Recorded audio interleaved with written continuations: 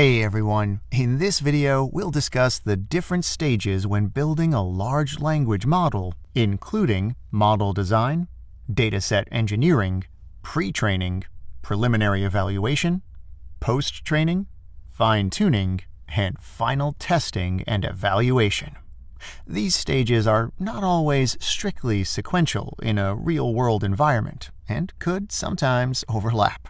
Nevertheless, using this representation would make it much easier to illustrate and explain the LLM creation process.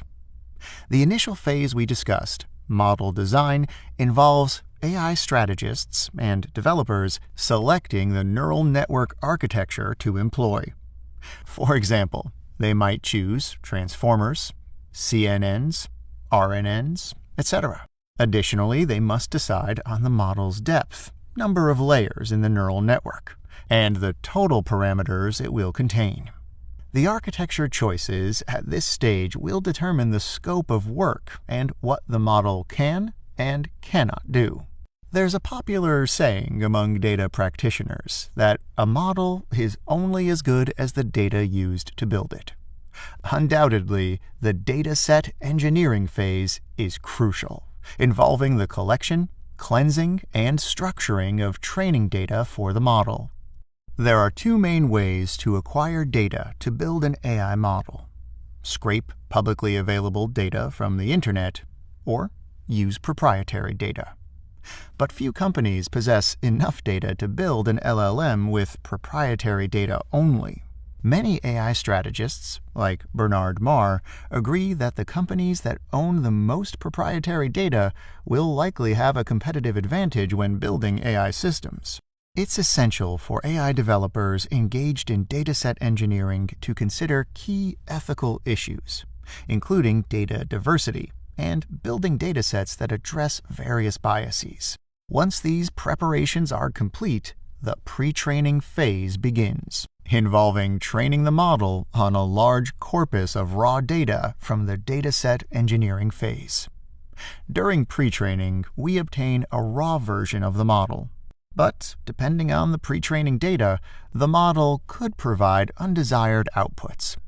For example, if we trained it with Internet forum data, the model could provide output responses containing offensive language and different biases. Moreover, we might be building a model that will be used for a specific domain. And when a model trained on general data needs to be used in a specific industry, we need to adapt its outputs to meet the specialized requirements of the field. Suppose you're working on a customer support chatbot. In that case, you want to train the chatbot to reply in a customer-friendly way that corresponds to client expectations and the service they use when talking to human customer support personnel. So, AI developers evaluate the preliminary performance of the model and gain an idea of its capabilities. Once they understand what needs to be improved, they'll address these issues in the post-training phase. Post-training consists of two steps. First, AI developers use supervised fine-tuning with high-quality data to improve the pre-trained model.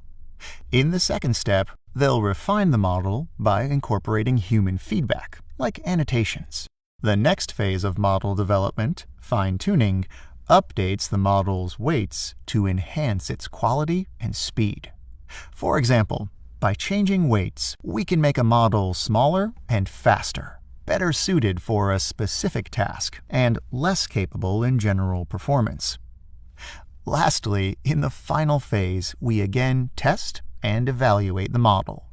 This time, we are much stricter and want to put ourselves in the end user's shoes. We aim to evaluate the model's response quality, accuracy, speed, and, crucially, its ethical behavior.